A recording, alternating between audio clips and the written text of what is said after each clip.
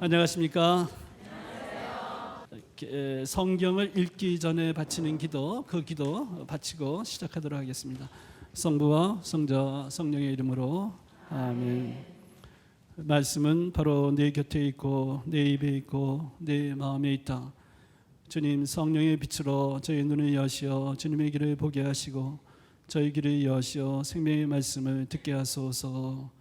아멘. 성부와 성자와 성령의 이름으로 아멘.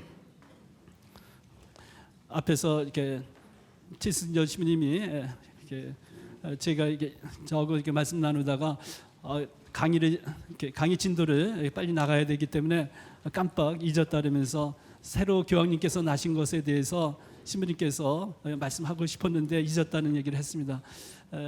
잘 아시다시피 어제 그 새로 선출되신 교황님께서 취임 미사랄까 미사가 중계됐습니다.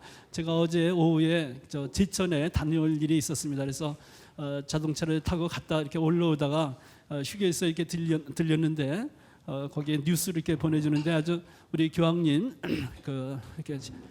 그 미사를 아주 굉장히 중요하게 이렇게 보도하고 있더라고요. 그런데 제가 고맙게 생각하면서도 고맙고 기쁘게 생각한 것은 일반 세상 사람들도 우리 교황님의 말씀과 그 교황님의 그 뜻에 대해서 상당히 관심이 많고 특히 새로 선출되신 교황 프란치스코 1세 교황님께서 그 프란치스코 성인의 정신에 따라서 교황직을 수행하고 싶다는 그런 뜻을 표명한 것에 대해서 굉장히 기쁘게 그리고 관심 깊게 보도하고 있는 것을 봤습니다. 여러 가지 면에서 우리 교회의 새로운 특히 우리 가톨릭 신자들에게 새로운 기대를 불러 모으고 새로운 희망을 갖게 해주시는 것 같습니다. 프란치스코라는 그 이름을 이렇게 선택하신 것 그 자체에 벌써 프란치스코 성인의 그 따뜻함과 이렇게 평화와 가난의 영성, 그리고 겸손의 영성, 그 배경 속에는 오늘의 교회가 처해 있는 여러 가지 상황은 사실은 굉장히 어렵습니다. 특히 유럽 쪽을 이렇게 바라보면 이게 세상의 거친 모습이 교회를 향해서 달려드는 듯한 그런 느낌이 들 정도로 굉장히 어려운 상황이 많습니다. 이렇게 거침없이 오만한 모습으로 교회를 대적하려고 하는 그런 분위기가 증대되고 있는 그러한 상황 속에서 교황님께서 이렇게 보여주시려는 모습은 강한 모습으로 강한 힘으로 내려 누르거나 그런 모습이 아니라 예수님처럼 또 프란치스코 성인처럼 겸손하고 온유한 평화의 메시지를 전하려고 하는 그런 모습을 이렇게 보여주고 있습니다. 저는 아주 정말 큰 희망을 갖고 있고 또 많은 분들도 새로 선출되신 교황직에 대해서 큰 희망을 갖고 있습니다. 여러 교형 자매님들 여러분께서도 그동안 기도하셨겠고 또 앞으로도 많이 기도하시겠습니다만 정말 우리 교황님을 위해서 열심히 기도해야 될 것 같습니다. 우리가 당연히 신자로서 기도하겠습니다만 여러 가지 교회 상황이나 이런 것들이 참으로 기도가 필요하고 교황님께서 온 세계에 여러 가지 문제를 갖고 있는 온 세계 교회가 교황님을 중심으로 해서 하나 되고 일치돼서 예수님께서 가르쳐 주신 그 길, 구원의 길, 그 길을 향해서 열심히 나아갈 수 있도록 그것을 이끄는 역할을 교황님께서 잘 할 수 있도록 기도해야 될 것 같습니다. 너무 서두가 길어졌습니다. 네. 오늘은 이거 고린도후서 15장 부활신앙의 의미에 대해서 보고 그 다음에 5월달 강의 때는 카리스마 문제 12장과 14장에서 카리스마에 대해서 말을 하고 있죠. 그러면 중간에 사랑에 대해서 말씀하고 있는데 이 문제를 이렇게 다루도록 하겠습니다. 이것은 비록 바오로 사도 당대에 우리 교회 안에 어떠한 어려움들이 있었고 그 어려움을 바오로 사도께서 어떻게 이끌어 가셨는가, 그 문제를 복음적 시각에서 어떻게 풀어 나가셨는가를 보는 데 있어서 중요합니다. 그리고 그것은 오늘의 우리 교회의 상황에서 어떻게 그런 바오로 사도의 그런 마음, 그 생각을 어떻게 적용시킬 수 있는가 그런 면에서도 우리에게 큰 교훈이 되는 부분입니다. 그리고 6월달 강의 때는 고린토서 13장 사랑이 없으면 아무것도 아닙니다라는 사랑장 고린토서 13장을 갖고 마무리하겠습니다. 그다음에 2학기로 들어가서 2학기에 가서는 9월달 강의 때는 2학기 때는 테살로니가 1서를 가지고 강의를 하겠습니다. 테살로니가 1서는 잘 아시다시피 바오로 사도께서 쓰신 첫 번째 편지입니다. 51년경에 코린토라는 곳에서 테살로니가 교우들에게 쓰신 편지입니다. 바오로 사도께서 직접 쓰신 편지입니다. 그리고 더 테살로니가 1서가 중요한 것은 기록된 순서로 볼 때 테살로니가 1서가 바오로 서간 가운데에서 첫 번째 일뿐만 아니라 신약 성경 전체에서 제일 먼저 기록된 문헌입니다. 그래서 여러 가지 면에서 비록 짧은 서간이지만 우리가 보고 느낄 부분이 상당히 많이 있습니다. 그래서 이렇게 9월, 11월, 12월 강의 때는 테살로니가 1서를 가지고 강의하겠습니다. 그러면 오늘 강의로 들어가겠습니다. 오늘 강의는 그리스도인들의 희망과 부활신앙 이렇게, 그래서 좀 더 이 제목을 이렇게 더 풀어서 본다면 그리스도의 부활에 대한 믿음과 죽은 이들의 부활에 대한 희망의 관계. 고린토서 15장에서 앞부분에서는 바울 사도가 그리스도의 부활, 그리스도께서 부활하셨다라는 것, 그것과 관계된 말씀을 하시고 있는데, 그리스도의 부활에 대한 믿음이죠. 예수님께서 부활하셨다고 우리가 이렇게 믿어야 될 내용입니다. 여기에는 믿음. 근데 그거하고 죽은 이들의 부활에 대한 희망, 뭐 또 이것도 믿음이라는 말이 들어가지만 특히 여기에는 우리가 희망이라는 말을 적용시켜 볼 수 있습니다. 근본적으로 우리 그리스도인들이 무엇을 희망하고 사는가? 베드로일서 3장 15절에 보면 거기 그러면 사람들이 당신들의 희망이 무엇이요? 하고 물으면 언제나 대답할 준비가 되어 있어야 된다는, 이렇게 되어 있어야 된다고 그렇게 말씀하시는 부분이 있는데, 거기 보면 거기도 희망에 대해서 말하는 부분이 있어요. 그래서 그렇게 전체적인 내용에 대해서 보도록 하겠습니다. 다음이요. 그리스도의 부활, 또 우리들의 장차 있을 부활, 이게 같이 연결시켜서 보는 것은 의미가 있습니다. 우리 그리스도교 신앙 안에서 특히 그리스도의 순환, 그리고 그리스도의 돌아가심과 그리스도의 부활은 떼어놓고 볼 수가 있는 게 아닙니다.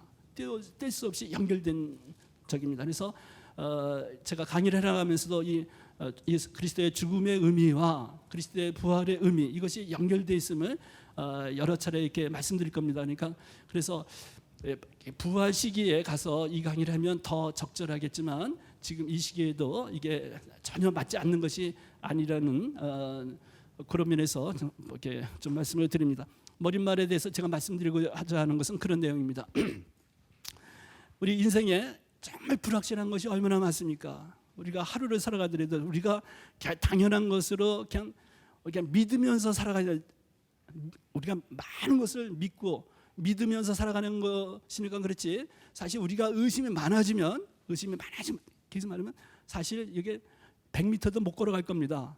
의심이 그대로 이렇게 계속 번지고 한다면, 그리고 이 세상에는 불확실한 것이 상당히 많이 있습니다. 그렇지만 그러한 불확실한 것으로 가득 차 있는 이 세상에서 아주 가장 확실한 것이 있으니 그것이 바로 이 세상에 태어난 사람은 누구나 죽게 마련이다라는 점입니다. 분명하죠. 불확실한 것이 그렇게 많지만 아주 분명한 것이 이겁니다. 누군가 언젠가는 이 세상에 왔던 것처럼 언젠가는 떠나가게 된다, 죽는다는 것입니다.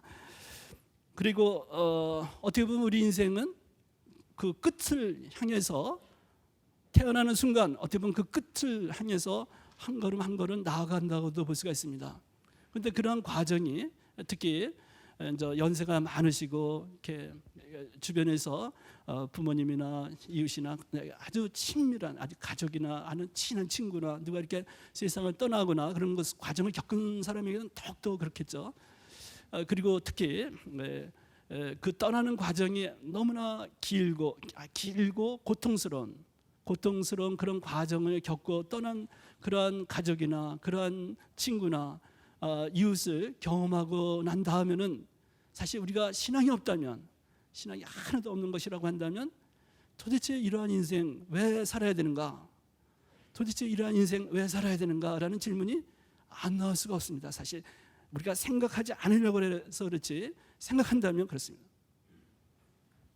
우리 그리스도 예수님께서 우리를 위해서 돌아가시고 부활하셨다는 주님께 대한 믿음 속에 그 믿음을 확고히 갖고 있으니까 이런 것들이 별 문제가 되지 않는 것 같지만 그런 신앙이 전혀 없는 것을 생각해 본다면 정말 왜 살아야 되는가라는 질문이 나올 수밖에 없는 것입니다. 이런 면에서 우리 그리스도교 신앙은 여기서 대답을 주고 있습니다. 이런 근본적인 문제, 사실 이런 근본적인 문제에 대해서는 사람들이 잘 얘기하려고 하지도 않고 피하려고 하는 경향이 지배적입니다. 그러나 근본적으로 우리 그리스도교 신앙은 여기에 대해서 답을 하고 있는 차원이 있어요. 요한복음식으로 표현한다면 나는 부활이요 생명이다. 나는 길이요 진리요 생명이다. 나를 믿는 사람은 죽더라도 살 것이고 이런 말을 하시는 분, 그런 분이 계시다는 것을 믿고 그분께 대한 믿음 속에서 살아가는 것입니다. 오늘 우리가 함께 보려고 하는 고린도서 15장은 이러한 인생의 근본적인 문제에 관해서 중요한 답을 주고 있는 부분입니다. 또 우리 그리스도교 신앙 전체에서 이 신앙이 대단히 중요한 자리를 차지하는 것인데 그런 근본적인 신앙을 다시 다져보는 시간이라고 볼 수가 있겠습니다. 예, 그럼 다음. 그래서 오늘 그 강의에 기본적으로 먼저 그리스도교 복음의 핵심 내용인 우리를 위한 그리스도의 죽음과 부활, 이 관계가 불가분의 관계에 있다는 것을 먼저 잠시 말씀드리고 그 다음에 부활 신앙의 중요성, 그 다음에 코린토에서 15장과 관계돼서는 두 부분으로 나누어서 살펴보겠습니다. 하나는 그리스도의 부활, 그리스도께서 부활하신 것. 그리고 어떻게 보면 더 중요한 주제는 이겁니다. 죽은 이들의 부활. 여기서 죽은 이들의 부활에 대한 희망이라는 말은 여기서 죽은 이들이라는 말은 사실 우리들의 부활에 관한 말씀이라고 볼 수가 있어요. 우리가 죽은 다음에 장차 나중에 부활하게 될 것이라는 희망. 이게 코린토 1서 15장의 후반부입니다. 그리고 이것을 전체를 정리하는 의미에서 요약해서 저는 우리 위령 미사의 감사성, 첫 번째 감사성이 우리 그리스도교 신자들의 사생관, 살고 죽는 것에 관한 근본적인 가치관을 표현해주고 있다고 생각해서 그 부분으로 정리하도록 하겠습니다. 그래서 이거 그렇게 이렇게 마무리 짓겠다는 그런 얘기입니다. 그러면 여기 이쪽부터 보도록 하겠습니다. 우리 그리스도교 신앙 안에서 그리스도의 죽음과 부활은 결코 분리시켜 생각할 수 없습니다. 제가 지난 학기에 코린토 1서 앞부분 나는 바오르파다, 나는 아폴로파다, 나는 케파파다 이런 식으로 하면서 코린토 공동체가 갈라질 위기에 있을 때 바울 사도께서 코린토 교우들에게 가르침을 주시는데 가르침의 핵심은 그리스도의 십자가를 보여주는 겁니다. 자, 십자가를 바라보라. 우리가 믿는 그리스도가 어떤 분이신가, 어떤 주님이신가. 그래서 그분이 몸소 사랑 때문에 십자가까지 지고 가셨던 분이다. 그러면서 그 그리스도의 십자가를 생각하면서 일치하라는 호소를 하셨던 겁니다. 그런 것을 살펴볼 때도 제가 이렇게 말씀드렸던 그런 부분인데, 일단 우리 그리스도교 신앙은 출발점이 예수님의 부활입니다. 예수님께서 부활하셨다. 돌아가신 줄만 알았던 스승 예수님께서 살아계시다라는 이 믿음이 기본 출발점입니다. 우리가 이제 성주간 돼서 이제 성지주일날 순환복음을 길게 듣죠. 그 다음에 성주간 내내 예수님께서 순환하신 그 이야기들을 여러 번 듣게 될 겁니다. 그렇게 볼 때 우리가 어쨌든 충격적으로 이렇게 다가오는 부분 중에 하나가 뭐냐면 예수님께서 겟세마니에서 고뇌하시면서 기도하시는데 이제 유다스 이스카리ot이 그 사람들을 데리고 와서 유다스 이스카리ot이 예수님 배반해서 사람들을 데리고 오지 않습니까? 체포되는 순간 뭐라고 되어 있냐면 제자들은 모두 예수님을 버리고 도망갔다. 이게 나옵니다. 제자들은 모두 예수님을 버리고 도망갔다. 이게 얼마나 그 생각할수록 충격적인 부분입니까? 예수님과 함께 그렇게 오랫동안 사셨고 또 예수님께서 그렇게 정말 가장 가까이서 가르쳐 주시고 또 보여주시고 했던 그 제자들이 예수님을 버리고 도망간 겁니다. 사실은 예수님께서 부활하시지 않으셨다고 한다면 흩어졌던 이 제자들이 다시 모일 리가 없습니다. 그냥 그대로 끝나버린 겁니다. 그러니 뭐 예수님이 어떻다고 이렇게 선포하는, 예수님께서 이렇게 말씀하셨고 이렇게 예수님께서 이렇게 기적을 행하셨다, 뭐 이런 것에 대해서 선포하고 하는 그런 사람들 자체가 없어진 겁니다. 이렇게 모이지가 않은 거죠. 그러나 그 예수님께서 부활하여 살아계시다는 것을 하나 둘 이렇게 체험해 나가면서 흩어졌던 제자들이 모인 겁니다. 그리고 모여서 신앙생활을 해 나가는 가운데 성령을 통한 그분의 현존, 또 다른 여러 가지 직접적인 바오로 사도처럼 직접 체험하신 분들도 있겠지만 성령을 통한 주님의 현존을 여러 방향에서 체험하면서 이 그리스도교 신앙이 퍼져나간, 복음이 전파되었던 거라고 볼 수 있습니다. 만약에 예수님께서 십자가에 달려 돌아가셨다면, 여기 십자가가 이게 따로 없습니다만 십자가에 매달린 상태로 그대로 끝나신 분이라고 한다면 사실은 예수님은 훌륭한 당신 자신을 희생시키면서 가르쳐 주신 훌륭한 스승이 될지는 몰라도 우리의 구세주는 아닙니다. 구원자는 아닙니다. 아주 무력하게 십자가에 돌아가신 것으로 끝났다고 한다면, 그러나 그 죽음을 이기고 부활하셨다. 그래서 부활하신 그분께서 우리를 살아계시다 하기 때문에 그 그리스도의 순환 죽음이 의미가 있는 겁니다. 그런데 이제 반대 방향에서 뛸 수 없다고 제가 여기서 놨어요. 띄워놓고 생각할 수 없다는데 반대 방향도 생각해. 그리스도께서 부활하여 살아계시다. 그런데 어떤 누군가가 부활하여 살아계시다라는, 부활하여 살아있다라는 것 자체가 어마어마하게 센세이션한 효과를 갖고 있는 그런 분은 분명히 있을 거예요. 그러나 그렇게 살아있는 분이 나의 삶과 아무런 관계가 없다면 어떤 누군가가 죽었다가 살아났다는 것은 놀라운 일은 될지언정 나에게 의미가 없는 겁니다. 바로 이 의미를 십자가의 사건이 우리에게 밝혀주는 겁니다.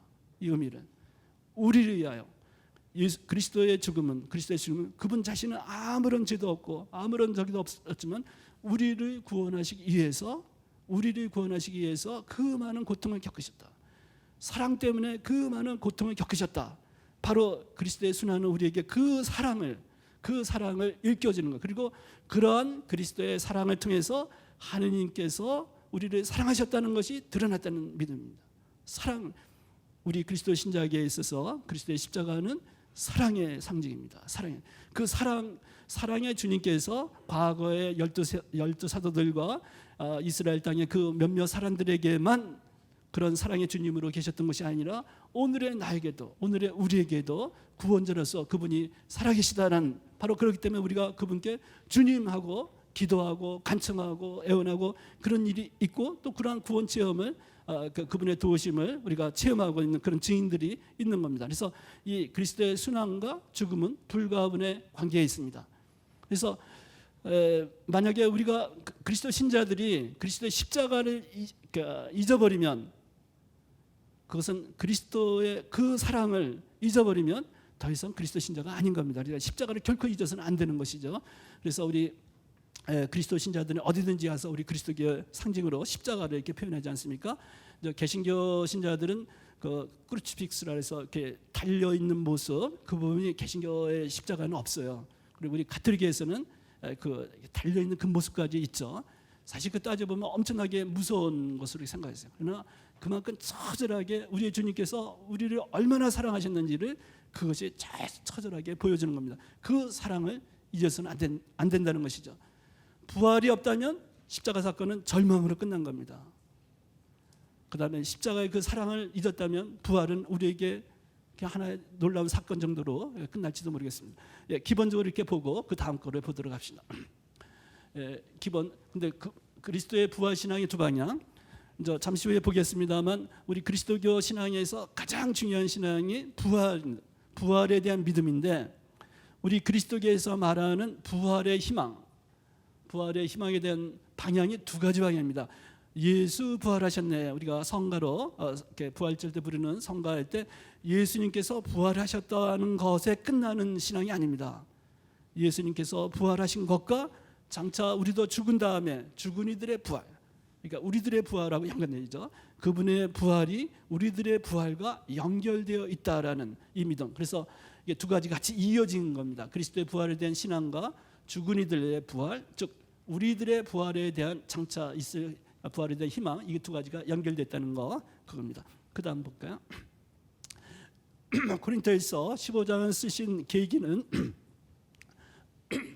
예수님께서 부활하셨다라는 것을 고린토 교우들 가운데 믿지 않는 사람들이 생겨났기 때문에 그런 것이 아닙니다. 끝에 문제 아닙니다. 그래서 예수님의 부활은 다 믿고 있던 겁니다. 그것을 신자들이 이렇게 인정하지 않거나 믿지 않던 사람들이 있던 게 문제가 아니고 그것은 다 믿고 있는 겁니다. 그런데 문제 뭐냐면 그 12절에 나타나는데 이게 이 동기를 밝혀주는 구절입니다. 왜냐하면 그리스도께서 죽은 이들 가운데서 되살아나셨다고 우리가 이렇게 선포하는데 그 앞에 11절까지 앞에 부분에서는 바로 그리스도의 부활을 선포한 겁니다. 그런데 여러분 가운데 어떤 사람들은 어째서 죽은 이들의 부활이 없다고 말합니까? 바오로 사도가 놀란 것은 이 부분입니다. 죽은 이들의 부활에 대한 믿음이 예수님께서는 하느님의 아드님이시고 이렇게 메시아시고 뭐 그런 특별한 분이시니까 그분은 부활하실 수 있을지 모르지만 어떻게 우리 인간이 어떻게 죽은 자가 부활하느냐? 바로 그 뭐 세상 사람들이 일반적으로 그렇게 생각하고 있던 것입니다. 그런데 바로 죽은 이들의 부활을 믿지 못한다는 거, 그 소식을 바울 사도가 들은 겁니다. 그리고 바울 사도는 이 소식을 듣고 이게 얼마나 중요한지, 왜냐하면 죽은 자들의 부활에 대한 희망을 잃어버린다면 우리 그리스도교의 바울 사도가 보기엔 그리스도교 신앙의 기초를 잃어버리는 것이라고 본 것입니다. 여기에 그런 얘기를 한 겁니다. 우리가 건물을 보면 건물이 여러 층 큰 고층 건물이라고 하더라도 만약에 밑에 기초가 무너지면 어떻게 됩니까? 와그로 다 무너지지 않습니까? 위에는 다 멀쩡하더라도 기둥도 있고 다 멀쩡하더라도 밑에 기초가 무너지면 다 무너집니다. 적절한 비유가 될지 모르겠습니다만 그 전에 성수대교 붕괴될 때 제가 그때 로마에 있었습니다. 로마에 있었는데 독일 수녀님들하고 이렇게 독일 수녀님들 계신 곳에 있으면서 공부하고 있었는데 독일 수녀님들이 하루는 저녁에 뛰어더니 큰일 났다는 거예요. 한국에 지진이 났대요. 지진. 거기에 로마에 오래 계셨지만 그 독일 수녀님들은 이렇게 이태리 말을 잘 모르셔갖고 텔레비전을 보는데 이태리 말 잘 모르시니까 그 얼마 전에 교토인가 거기서 큰 지진이 났을 때인가 그랬습니다. 그래서 막 이렇게 우리 내부순환도로 같은 고가도로가 막 쓰러지고 그러는 장면을 보고 먼지 나고 그러는 거 본 기억이 있으니까 우리 한국에 이제 지진이 난 거다 이렇게 생각하시던 것 같아요. 그래서 뛰어가서 봤더니 지진이 난 게 아니라 성수대교가 무너지고 얼마 그 다음인가 삼풍백화점 무너지고 이런 건 이렇게 나왔습니다. 근데 성수대교 보십시오. 다른 교각들은 다 멀쩡했던 겁니다. 근데 그 가운데 있는 어떤 교각이 밑에 물살이 세게 지나가면서 그 교각 밑을 계속 파고 들어가는데 그게 사실은 붕 떠 있던 건데 모르고 있었던 거죠. 모르고 있어요. 그래서 그쪽이 중심이 되는 그쪽에서 교각 몇 개가 무너지니까 나머지 멀쩡한 것까지도 다 무너지는 거 아니겠습니까? 바오로 사도가 이야기에 우리 신앙이라는 건물을 이렇게 볼 때 부활 신앙에 관한 부분은 기초적인 것에 해당된다고 보셨던 것 같습니다. 그래서 이 신앙, 이 기초가 무너지면 나머지 것들도 다 무너진다 그렇게 생각하셔서 그렇게 중요하게 생각하기 때문에 고린토일서 15장에서 이렇게 길게 다루시는 것 같습니다. 그 다음 거. 이제 여기는 이제 텍스트를 이렇게 보는 것인데 제가 지금 강의를 하면서 이 부분을 약간 옆으로 이렇게 코린토에서 15장 1절부터 11절 부분을 약간 다른 거 설명할 때도 옆에 두고 보셨으면 좋겠습니다. 기본적인 자꾸 이렇게 돌아와서 볼 부분이 있습니다. 이 부분을 보면 이제 이렇게 몇 개 구절을 볼 텐데 여기 지금 현재 보이는 이 부분은 도입 부분입니다. 그리스도의 부활에 대해서 말하면서 처음에 이제 이렇게 당신이 전하고 있는 복음이 얼마나 중요한 내용인지를 말하고 있는데 여기 보면 반복되는 말이 여러 번 나오고 있어요. 그리고 장엄한 도입문이죠. 내가 이미 전한 복음을 여러분에 상기시키고자 합니다. 여러분이 이 복음을 받아 그 안에 굳건히 서 있습니다. 내가 여러분에게 전한 이 복음을 굳게 지킨다면 여러분이 헛되게 믿는 것이라는 것이 아니라면 여러분은 이 복음으로 구원을 받습니다. 이 복음을 믿으면 구원을 받는다. 그런데 내가 여러분에게 전한 이 복음을 이렇게 하고 그 앞에 내가 이미 전한 복음 이 길가 나왔었어요. 그리고 받아들였다는 말도 있어요. 복음을 전했다는 말도 하고 받아들였다는 얘기를 했다. 근데 여기 다시 한번 내가 여러분에게 전한 이 복음 말씀을 굳게 반복되고 있습니다. 그 다음에 여기 또 다시 내가 전해받았고 또 여러분에게 무엇보다 먼저 전해준 복음은 이렇습니다. 여기에 제가 몇 가지만 봤습니다만 바울 사도가 몇 가지 말을 반복해요. 전해받은 것을 전해준다. 또 내가 전해진 것을 여러분 받았다. 그런데 여기에 나오는 바울 사도도 모르게 반복되고 있는 말들은 그만큼 중요하게 여기신다는 것을 뜻하고 있습니다. 그래서 전해준다, 전해받는다 이런 표현은 유다인들, 랍비들 사이에서 그 조상 대대로 이렇게 전해주는 이른바 전승 문구 같은 거를 표현할 때 유다인들이 사용했던 표현인데 바울 사도도 여기서 그것을 사용하고 있는 겁니다. 아무튼 여기 내가 이제 복음은 이렇습니다 할 때 그 다음에 나오는 내용이 이렇게 중요하다. 그리고 여기 보세요. 나도 전해받아. 바울 사도가 이 코린토 일서를 쓰신 것이 한 55년경으로 본다 그러면 55년경에 바울 사도가 이 코린토 일서를 쓰시는 건데 바울 사도가 코린토에 가서 처음 복음을 전한 것은 51년경입니다. 예수님 돌아가신 지 한 20년 정도뿐이 안 됐어요. 그렇게 그때 바울 사도도 당신보다 먼저 그리스도 신자가 된 사람들, 그러니까 다른 사도들 또 다른 예수님의 그리스도를 믿는 신앙인들 그들로부터 전해 받았다고 말하는 겁니다. 전해 받아서 전해 주었다라고 하는데 그 내용은 이렇습니다 하고 나오는 겁니다. 그 다음 분 보겠어요. 이렇게 나오는데 일부러 여기 이렇게 다른 그 색깔로 이렇게 표현해요. 보라색인가 색깔로 이렇게 되어 있습니다만 이건 뜻이 있어서 이렇게 그리고 여기에 좀 칸을 벌렸는데 이 텍스트가 어떤 구조를 갖고 있는지를 보여주기 위해서 이렇게 표현. 물론 이건 뭐 번역된 거기 때문에 번역의 한계는 있습니다만 그리스 원문에 있는 걸 어느 정도 하기 위해서 드러났습니다. 그리고 앞에서 내가 전해받을 거 전해진 복음은 이렇습니다 할 때 하면서 여기 그러니까 이 복음에 바울 사도가 직접 받았고 또 받아서 아주 중요하게 교우들에게 전해진 그 복음의 핵심 내용. 그러니까 교우들이 우리가 복음을 믿음으로 받아들인다고 그러지 않습니까? 교우들이 믿고 살고 있던 그 믿음의 핵심 내용이 뭔가도 복음의 핵심적인 내용과 믿음의 핵심적인 내용은 같이 통한다고 볼 수가 있습니다. 그런데 여기서 핵심적으로 말하는 것이 곧 그걸 풀어 말하는 겁니다. 그리스도께서는 성경 말씀대로 우리의 죄 때문에 돌아가셨다, 묻히셨다, 되살아나셨다, 나타나셨다. 이게 그리스 원문에 보면 아주 이게 뚜렷하게 구조를 가요. 뭐 카이호티 아주 규칙적입니다. 그래서 이게 분명히 드러나는데 요 네 가지 요소입니다. 돌아가셨다는 것, 묻히셨다는 것, 되살아나셨다는 것, 나타나셨다는 것. 이게 네 가지 요소가 들어갑니다. 그런데 주어가 그리스도예요. 여기 이 밑에는 다 그리스도입니다. 주어가 그리스도라는 게 주어가 되고 그 다음에 그러니까 네 가지 요소를 말한 다음에 끝 부분에 네 번째 요소가 그리스도의 발현, 부활하신 예수님께서 나타나셨다라는 거, 발현에 대해서 말하는데 처음에 이제 케파 베드로 사도 말이죠. 베드로 사도와 이어서 12사도에게 나타나셨다 해놓고는 그 다음에 누구에게 나타나셨는지 그리스도의 발현을 체험한 증인들을 열거하고 있습니다. 그래서 열거해서 12사도, 그 다음에 한 500명 넘는 형제들, 그 다음에 이렇게 야고보, 주님의 형제 야고보를 말하고 있습니다. 예루살렘의 지도자였던. 그 다음에 이어서 다른 모든 사에게 나타나셨습니다. 그리고 맨 끝에 가서 바울 사도 당신 자신에게도 적용시킵니다.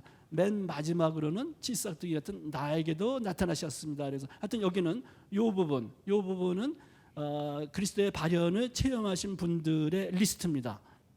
이렇게 되는데 요 네 부분이 우선 중심적인 거고요. 이제 거기에 대해서 더 설명을 드리겠습니다. 다음 보죠. 11절 그렇게 된 거고 여기는 바울 사도가 앞에서 나에게도 맨 마지막으로 칠삭둥이 같은 나에게도 나타나셨습니다. 이렇게 하는 건 바울 사도 바울 사도가 그리스도를 체험한 거죠. 우리가 다마스커스 체험을 생각해 보면 됩니다.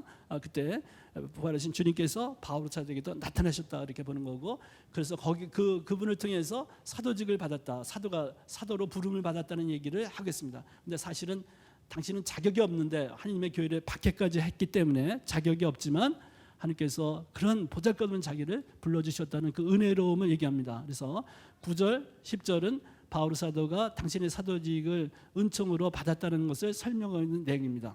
그리고 이제 11절은 전체적으로 정리하면서 다른 사람들, 여기서 그들이라고 할 때 여기서 그들이라는 것은 여기 다른 증인들입니다. 다른 증인들이나 나나 바오로 나나 다른 증인들이나 우리는 모두 이렇게 선포하고 있으며 이렇게 믿게 되었습니다 하면서 복음은 하나다. 바오로 사도가 전하는 복음이건 베드로 사도가 전하는 복음이든 다른 사람들이 전하는 복음이든 우리 그리스도교 신앙에서 복음은 하나다. 우리는 공통 신앙을 갖고 있다라는 것을 강조하는 내용입니다. 그 신앙 내용의 핵심 부분이 그리스도의 죽음과 부활에 대한 얘기입니다. 다음 분. 이제 구성 설명드린 거니까 이건 넘어가도 되겠습니다. 바울 사도가 초기 그리스도 공동체들에서 사용되던 것을 전해주는 전승 문구, 3절 뒤부터 5절까지를 학자들이 전승 문구라고 보입니다. 전해 받은 것을 전해줬다.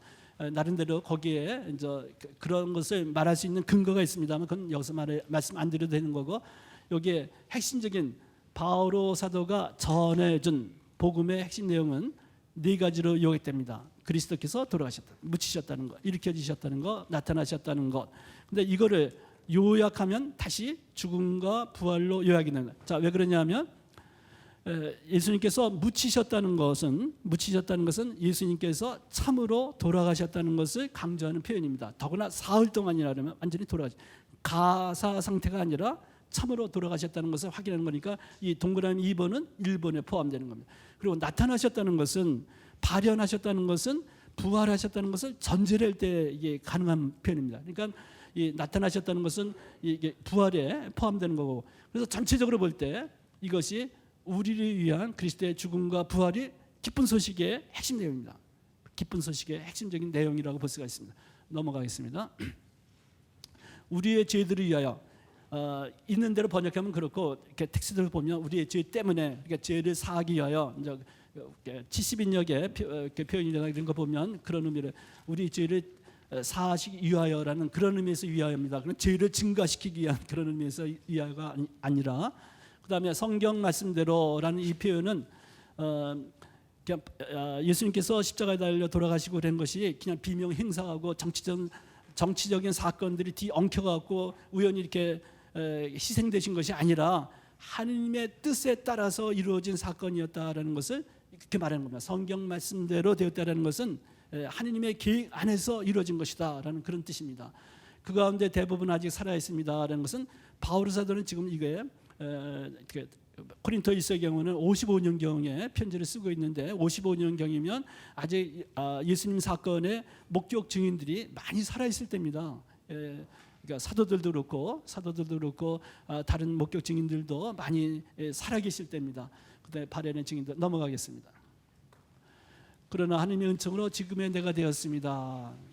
여기 10절에 보면 그 은총이라는 단어가 이 짧은 구절에 3번이나 나오고 있어요. 바울 사도가 얼마나 자신이 복음을 전할 수 있다는 것 자체를 얼마나 은혜롭게 생각하고 있는지를 보여주고 있는 부분입니다. 시간 관계상 여기 넘어가겠습니다. 11절, 이게 아까 말씀드렸던 부분입니다. 코린토 교회 상기 복음의 중요성을 강조하기 위해 자신이 전한 복음 선포가 전승과 합치하고 있음을 강조하겠습니다. 다른 다른 사람들이 전하고 있는 복음의 내용과 바오로 사도가 전하고 있는 복음의 내용이 다른 것이 아니라 우리는 같은 것을 전하고 있다라는 이 부분을 강조하고 있습니다.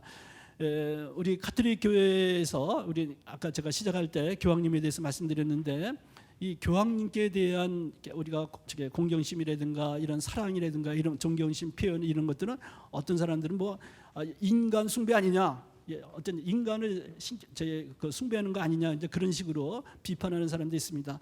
그러나 우리 교회 안에서 교황님의 역할, 우리가 미사 드릴 때마다 우리 교황 지금은 저 프란치스코, 우리 교황 프란치스코와 우리 주교님 이렇게 얘기할 때 그것은 어떤 그 교황 개인, 어떤 주교님 개인에 대한 어떤 숭배라든가 이런 게 결코 아닙니다.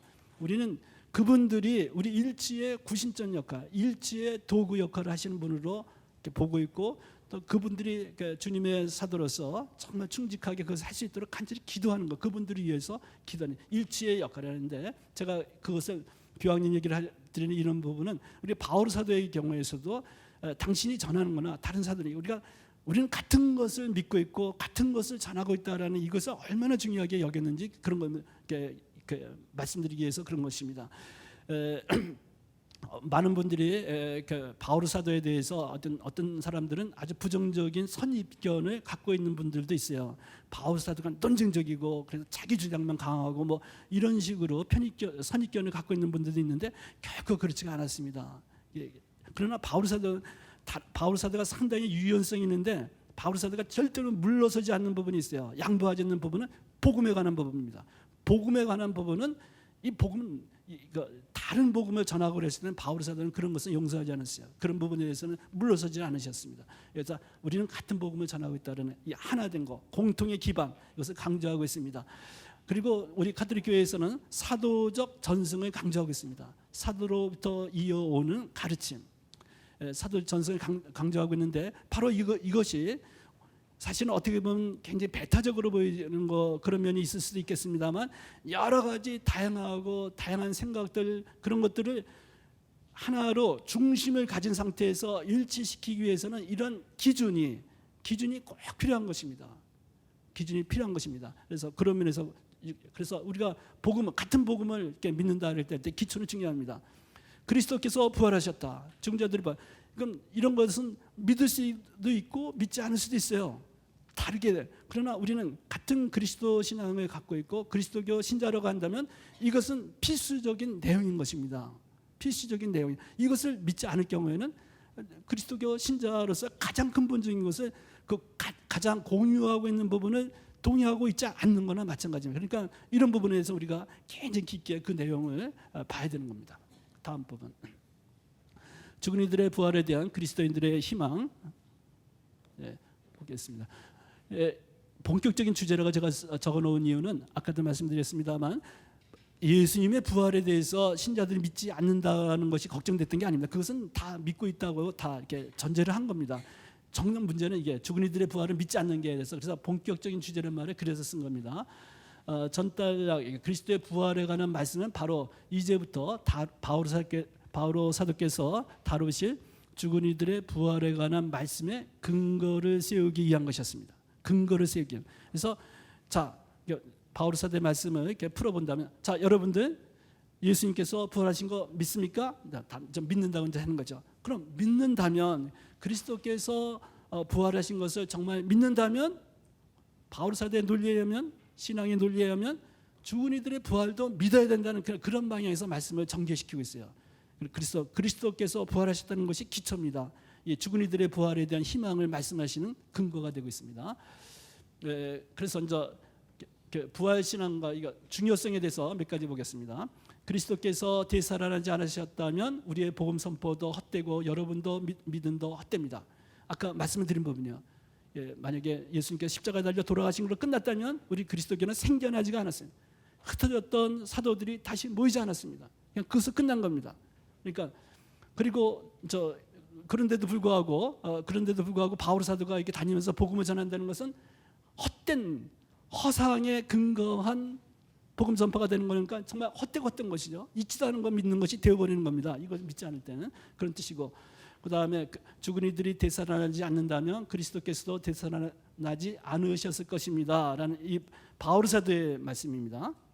요거는 16절의 말씀은 19절 그 다음 구절을 보면 좀 더 분명할 겁니다. 제가 요것을 먼저 보고 나서 쉬도록 하겠습니다. 19절의 말씀이 제가 볼 때는 굉장히 이렇게 죽은 이들의 부활에 대한 희망이 정말 얼마나 중요한 것인가를 적어도 제가 생각할 때는 가장 마음에 바로 와닿는 그런 표현 중에 하나입니다. 우리가 현세만을 위하여 그리스도께 희망을 걸고 있다면 우리는 모든 인간 가운데서 가장 불쌍한 사람일 것입니다. 죽은 자들의 부활이 없다고 한다면 그게 무엇을 의미하는가 이렇게 생각해 봅시다. 죽은 자들의 부활이 없다. 그러면 죽으면 모든 것이 끝장이다 이거 아니겠습니까? 죽는 것으로 모든 것이 끝장이다 라는 얘기가 되는 것입니다. 그러면 죽은 것으로 모든 것이 끝나는데 우리가 예수님 믿고 이 세상에서 예수님께서 가르치신 대로 이렇게 사시라 저렇게 살라, 또 우리가 진복 8단 같은 거 행복하여라, 마음이 가난한 사람들, 슬퍼하는 사람들, 뭐 이렇게 나오는 진복 8단 같은 것도 우리의 삶의 가치로, 기본 가치로 보면서 이렇게 그다음에 용서하고 이렇게 때로는 양보하고 겸손하게 살고 섬기는 삶을 살고, 이런 것들이 어떤 의미를 갖는가? 이 현세만을, 그냥 죽으면 모든 것이 끝난다고 이렇게 한다면 참으로 그런 것들이 무의미한 삶, 이렇게 무의미한 것으로 전락하게 된다는 겁니다. 그다음 이렇게 보실까요? 제가 이제 박스 처리해 갖고 네모 안에 특별히 나와서 이렇게 설명을 드린 이 부분을 읽어드리면, 사실 죽음으로 모든 것이 끝나버린다고 한다면 예수 그리스도는 참다운 의미의 구원자로 말할 수 없을 것입니다. 허망하기 이를 데 없이 끝나버리는 짧은 인생, 제가 강의 시작 부분에 드렸던 말씀 있죠?